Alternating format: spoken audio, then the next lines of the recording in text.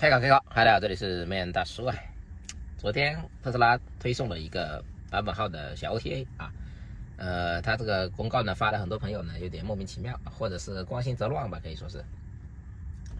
什么一个意思呢？就是我们这个特斯拉它这个版本号是分3个，一个是原来画心湾的那个版本号啊，那个版本号是个工厂版，所以你们看到那个版本号很奇怪，00结尾的。那么这一次把幻星3啊也把它加进去了啊，它这里这个入口出口啊，左转右转啊，它老是会找10次里面会有5次会搞错啊。然后呢，幻星 Y 啊更新了幻星3更新了那个幻星 Y 一样的功能，就是你不买 FID 也可以看到红绿灯啦，就视觉预览上红绿灯啦，然后那个叫什么垃圾桶啦这些标识啊标注就可以看得到。然后呢，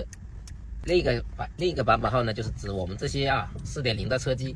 购买了 FID 之后给我们推送之后，它这个版本号是不一样的啊，所以也是往上更了一点小功能啊。第3个呢，就是所有的这个所有的特斯拉，除这个前面2个以外的，跟幻星 Y 以外的所有的车，就是老3老外，就3.0的吧，可以说是那个版本号啊更新。这次更新是跟自驾是没有任何的关系的，没有任何的关系，只是一个普通的一个 OTA 啊，也没有太多的一些功能性的改变，所以呢，梅大叔也就没有昨天第一时间跟大家讲。但昨天在直播的时候，很多朋友都不了解，过来问，所以今天也讲一下这个事情。然后关于这个 OTA 的事情呢，梅大叔之前预测5月1号之前推的所有依据我在我的原来的视频都讲得很清楚了基于国产企业要准备那个是 OTA 他目前得的消息是国产的这些企业 OTA 都被卡住了都被卡住了，所以很多人是认为是单独这个卡特斯拉，还有很多有这个误解。我只能告诉大家，特斯拉中国推这个 FID 就推给我们这个 FID 是卡在这个国家收紧前几天，前3天吧，还是前2天推出来的你们因果顺序搞反了，不是特斯拉先推了这个之后，上面马上推出来把它卡住很多人说是不是因为特斯拉的 FID 能力太强了，所以把它卡住？因果顺序搞反了。为什么有这么一个结论？很简单，因为特斯拉 FID 像做理想公司的老总理想，前天的这个访谈上面跟记者一对一交流上面说，特斯拉这个 FID 能力是在12.5 V12.5 的版本。我也不知道他这个是哪来的结论因为他这个就是 V13.2.6 的版本。为什么？因为我这个车机是有倒车能力的但他现在不能倒车是为什么呢？就是特斯拉是 V13 以后才有倒车能力V13 以前呢是没有倒车能力的。他如果说 V12.5 就肯定是错了肯定是有倒车能力的。我这个车这个版本 V13.2.6 是有倒车能力的。那为什么我会讲到这个事情呢？就是说特斯拉跟上面工信部在审核备案沟通中，一开始的方案是有倒车能力，就跟北美那个完全体的，我在屏幕一点就直接从车位启动直接到车位的这么一个完全体是一个完全体。那么上面的要求是你不允许有这个公共道路上的倒车，因为现在的还不行，因为你这个没有通过这个充分的验证，你这个还不行你这个还不行，所以这一个是上面严格卡掉的。既然是上面严格卡掉，就说明他们在审核跟这个沟通中是知道特斯拉 FID 准备推送这个 FSD 是知道特斯拉要推送 FID 的，所以就既然已经允许你推，只是让你把倒车功能卡掉，把这个倒转权限关掉，他们是做过协商的，那说明他是允许你推进的，就不存在卡不卡的问题然后特斯拉中国这个 FID 团队呢也一直在跟上级在积极的沟通，然后材料的更新虽然说昨天有个朋友没有抓到这个 FID 更新的申报材料，但是呢据我们内部人沟通或者稍微知情的朋友沟通吧，特斯拉这个材料申报早就已经报完了。虽然393号批次里面没有这个特斯拉，但我们了解过来是早就已经报完了，就等待一起推送了。所以这个推送的事情大家就不要着急，也不要阴谋论问题不大，肯定是跟其他车企一起推的，这个完全没有什么大的问题。然后昨天看完响直的这个理想的这个 VLA 的发布会，前天这个事情还得请专业的人员再好好的研究一下。从我自己个人的角度它这个 VLA 呢是跟特斯拉 FID 这个端到端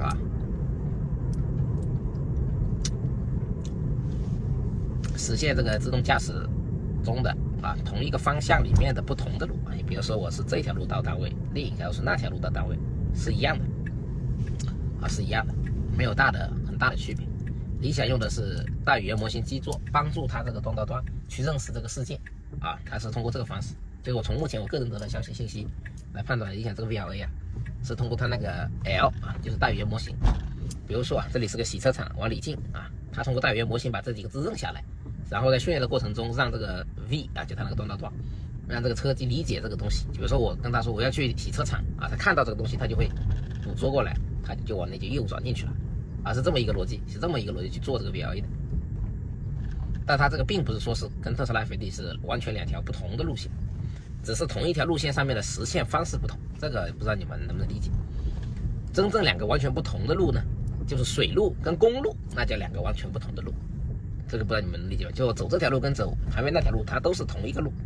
而水路跟公路是不同的路，航空跟公路是不同的路，然后火车跟这个汽车是不同的路。这个是很关键的一个事情。为什么讲这个事情呢？就是萝卜快跑的那条路线叫做高精地图路线，跟我们现在的这种家用车的这个自动驾驶路线是不同的路啊。我们用的是导航地图，它依赖的是高精地图，那个叫不同的路。那么这个就是所谓的有图跟无图啊。有图是原来一直就是国内厂商在2022年以前啊，所有的国内厂商认为做自动驾驶必须要有图，如果是无图的话，根本做不了自动驾驶。一直到特斯拉在20年、21年连续开了2个 AI Day， 把特斯拉是如何实现仅仅依靠导航地图就能实现自动驾驶的技术框架代码没有，技术框架以及方法公布之后啊，国内厂商从2022年开始纷纷啊抛弃高精地图法，宣布要做无图轻图啊，这个就是不同的路。还有一个不同的路是什么呢？特斯拉的 V11的架构跟 V12、V13的架构，那个叫不同的路，水路跟公路的区别。V11是代码控规，需要大量的人员对这个车辆的行驶逻辑进行一个预先设置啊，这个叫做不同的路。那么这个端到端是通过大量的视频训练，直接这个视频行车逻辑直接输入到这个模型，由模型神经网络自己输出它这个操作结果啊，这个是完全不同的逻辑。一个是人类预设了这个你的这是各种规定，比如说红灯啊我就停，绿灯我就开，这是人类就原来的 V11是人工代码预设的这么一个东西。那么 V12以后这个路线呢，是让它看人类看到红灯刹车啊。刚开始训练的时候他可能看不到是因为是红灯刹车，等他训练多了才发现原来是红灯了，人类开始踩刹车了，减速了。这是通过训练让这个神经网络知道要踩刹车，是这样的技术路线不同，这个才叫不同的路啊。然后很多人呢对这个理解我觉得有偏差，而且很多人对这个激光雷达的多融合感知方案跟特斯拉摄像头也叫做不同的路啊，根本就不对。多融合感知也好，还是单摄像头也好，它们仅仅是传感器仅仅是输入端采集端的一环啊，所以它不是不同的路，它只是实现的方式不同。就跟这个 VLA 跟特斯拉的端到端一样的，它是实现的方式不同，它最终走的路是同一条路，并没有颠覆性的水路跟公路这么大的一个区别啊。所以这个东西可能我的理解是这样子的啊，那么今天啊也是趁这个上班时间跟大家聊一聊最新资讯哦。还有一个非常重磅的消息，特斯拉准备啊在国内也好，在哪里也好，要建立这个超算中心，解决国内训练的问题啊。这个消息大家自行判断吧啊，保证我只能说保证啊。那至于是不是能解决，他们那边是估计啊。这个消息大家可以了解一下啊。好，我们这里也是马上到这个地下室了。至于这个地下室的问题，到时候我再单独出期视频讲吧。就是说像这种地下室到底要不要扫图啦，扫图的优点缺点啦啊，没有扫图怎么办？怎么进到这个车位去了？这个我们单独出一期视频再讲啊。今天的视频就到这里啊，感谢大家的观看。